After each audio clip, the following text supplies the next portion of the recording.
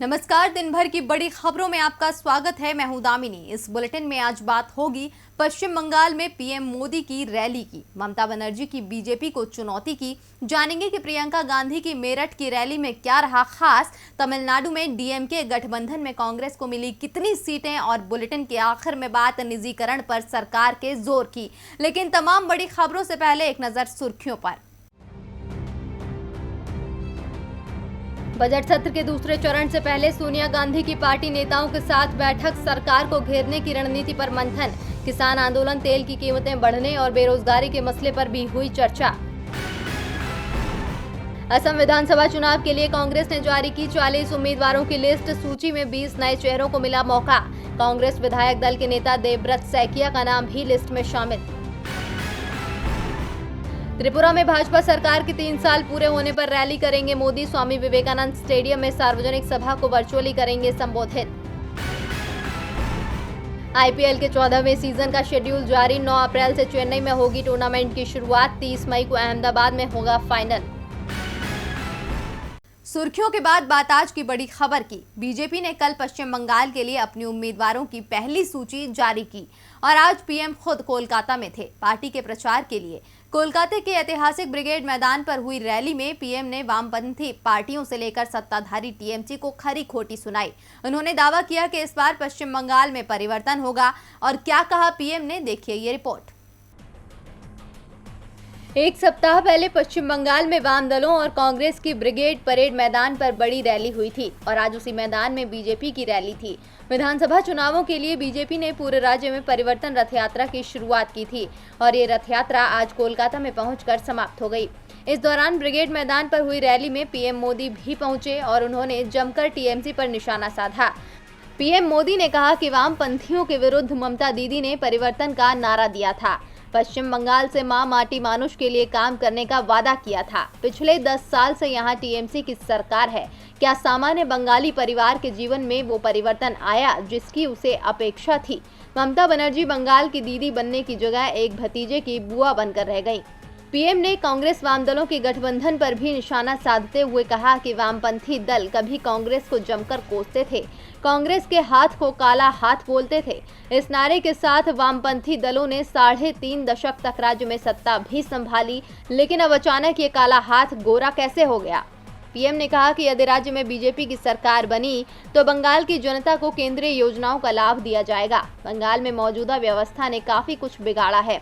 उत्तर बंगाल हो या दक्षिण बंगाल, पश्चिमांचल हो या जंगल महल, आदिवासी हो या दलित, पिछड़े, शोषित, वंचित या हमारे शरणार्थी भाई बहन, सभी पर बराबर ध्यान दिया जाएगा। जहां सबका साथ, सबका विकास, सबका विश्वास शासन का मंत्र होगा, जहां उन्नयन सबका होगा। पीएम की रैली से पहले बीजेपी को आज उस समय बड़ी सफलता मिली जब पश्चिम बंगाल में बेहद लोकप्रिय फिल्म अभिनेता मिथुन चक्रवर्ती ने भी बीजेपी का दामन थाम लिया।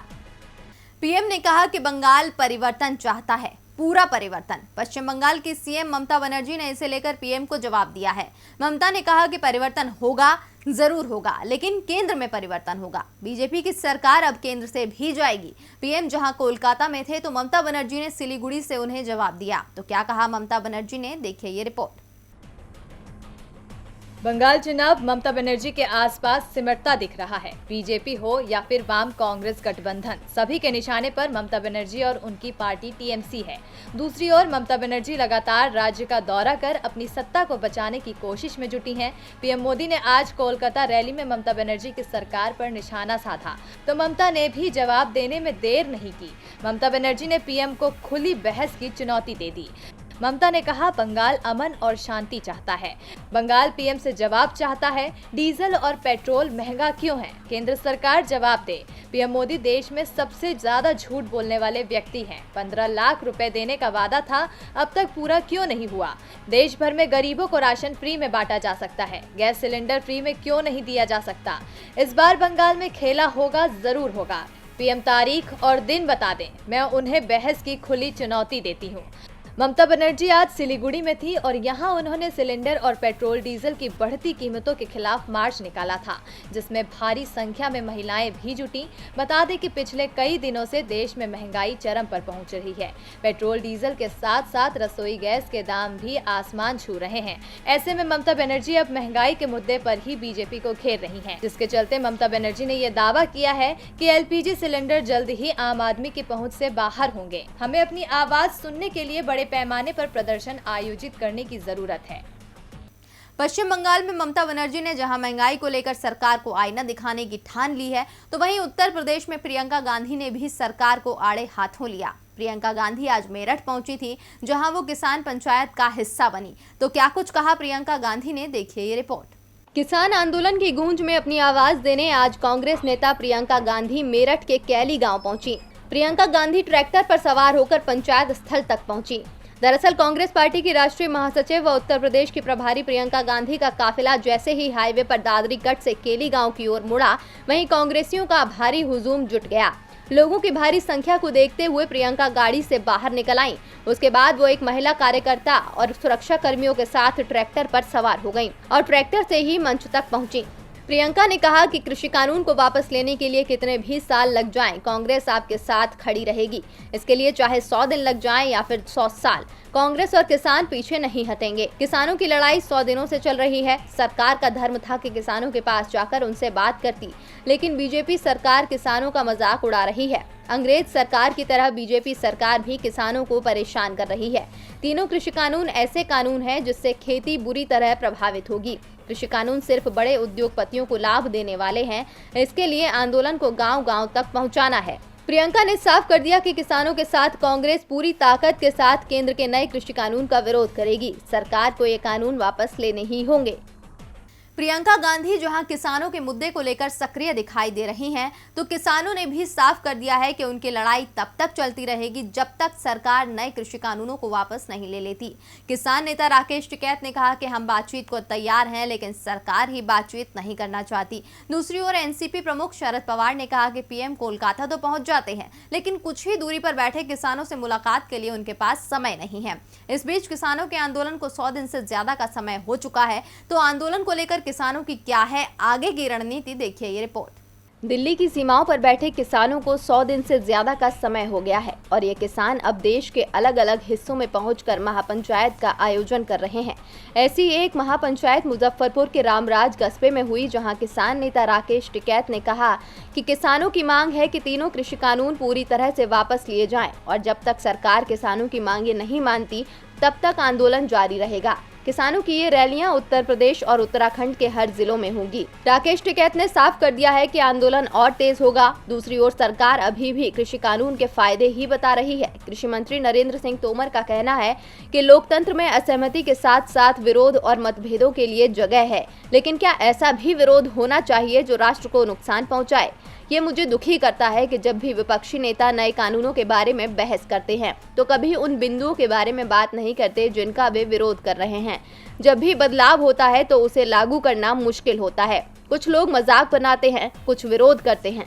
हालांकि अगर बदलाव के पीछे नीति और मकसद सही है तो लोग इन्हें मानेंगे। कृषि मंत्री के बयान से ये साफ हो गया है कि सरकार फिलहाल इस मुद्दे का कोई समाधान न निकाल कर इस मुद्दे को राजनीति में उलझाना चाहती है। यही वजह है कि इस बार भी कृषि मंत्री ने किसानों की समस्याओं पर बात करने के बजाय विपक्ष पर ही निशाना साधना जरूरी समझा।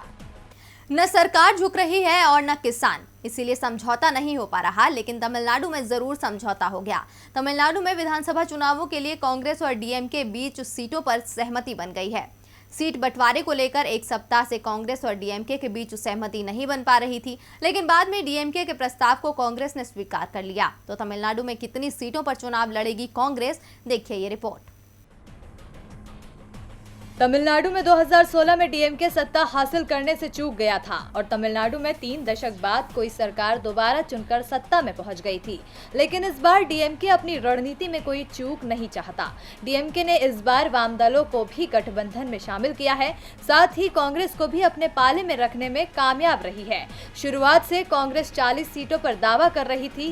कांग्रेस नेताओं का कहना था कि पार्टी 30 से कम सीटों पर गठबंधन नहीं करेगी, क्योंकि सम्मानजनक समझौते के लिए कांग्रेस को 30 सीटों पर चुनाव लड़ना चाहिए। कांग्रेस के प्रदेश अध्यक्ष के.एस. अलागिरी ने तो यहां तक कह दिया था कि यदि डीएमके ने कांग्रेस को सम्मानजनक सीटें नहीं दी तो पार्टी को अपनी रणनीति पर विचार करना होगा। लेकिन अब कांग्रेस 25 सीटों पर चुनाव लड़ने के लिए तैयार हो गई है। डीएमके की ओर से कांग्रेस को 25 विधानसभा सीटों के साथ ही एक लोकसभा सीट भी दी गई है। दरअसल कन्याकुमारी लोकसभा सीट पर उपचुनाव होना है और डीएमके गठबंधन की ओर से इस सीट पर अब कांग्रेस का उम्मीदवार होगा। शनिवार देर रात डीएमके चीफ एम.के. स्टालिन के घर पर बैठक में इस गठबंधन को लेकर आखिरी फैसला लिया गया। इस बैठक में तमिलनाडु, पुडुचेरी और गोवा के कांग्रेस प्रभारी दिनेश गुंडू राव और तमिलनाडु कांग्रेस के अध्यक्ष के.एस. अलागिरी भी मौजूद थे। कांग्रेस के अलावा इस गठबंधन में शामिल सीपीआई के लिए भी डीएमके ने 6 सीटें छोड़ी है। डीएमके गठबंधन में कुल 6 दल शामिल हैं, जिसमें कांग्रेस के अलावा वीसीके, सीपीआई, आईयूएमएल, एमएमके शामिल है। तमिलनाडु की 234 सीटों में से डीएमके 175 से ज्यादा सीटों पर अपने उम्मीदवार उतारना चाहता है और इसी रणनीति के तहत उसने सीटों का बंटवारा किया है। तमिलनाडु में डीएमके और एआईएडीएमके के गठबंधनों में सीटों का बंटवारा हो चुका है और अब दोनों गठबंधन प्रचार अभियान तेज करेंगे।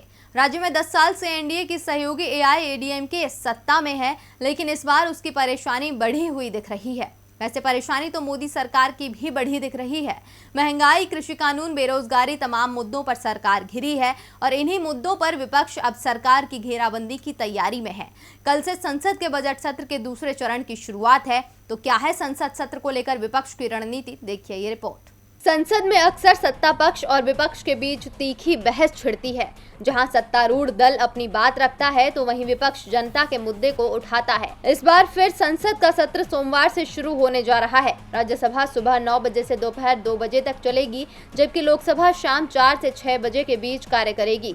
सत्र का दूसरा भाग 8 अप्रैल को समाप्त होगा। इस सत्र में जबरदस्त हंगामा होने वाला है, क्योंकि महंगाई, तेल की कीमतों और किसानों के मुद्दे पर विपक्ष सरकार को घेरने की तैयारी कर रहा है। दरअसल कांग्रेस ने सड़क से लेकर संसद तक महंगाई और किसानों का मुद्दा उठाने की रणनीति बनाई है। वैसे उसने बजट सत्र के पहले चरण में भी सरकार को आईना दिखाया था, लेकिन अब दूसरे चरण में वो दमदार तरीके से आवाज उठाने वाली है।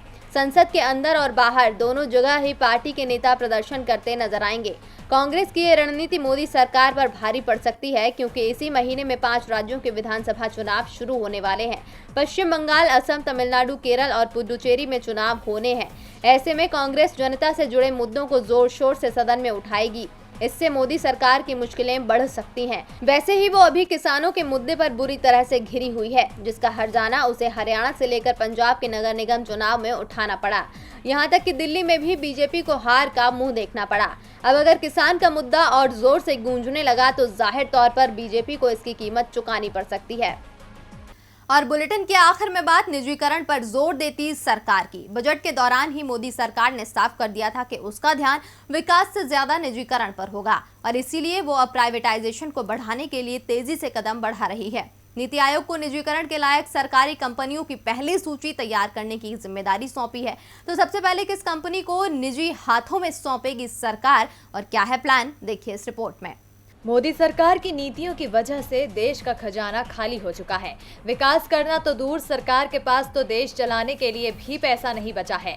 इसी का नतीजा है कि वो अब सरकारी कंपनियों को निजी हाथों में सौंपकर पैसा जुटाने में लगी है। मोदी सरकार एक के बाद एक कंपनियों को बेचने पर तुली है। कहा जा रहा है कि केंद्र सरकार अगले वित्त वर्ष के दौरान दर्जनों सरकारी कंपनियों के निजीकरण पर विचार करने वाली है। सूत्रों ने बताया कि नीति आयोग को निजीकरण के लायक सरकारी कंपनियों की पहली सूची तैयार करने की जिम्मेदारी दी गई है। इसके तहत उन कंपनियों पर ध्यान केंद्रित किया जाएगा जो कोर सेक्टर की नहीं है और लाभ कमा रही है। लाभ में होने की वजह से इन कंपनियों को खरीदार भी मिलेंगे और अच्छी कीमत भी मिलेगी।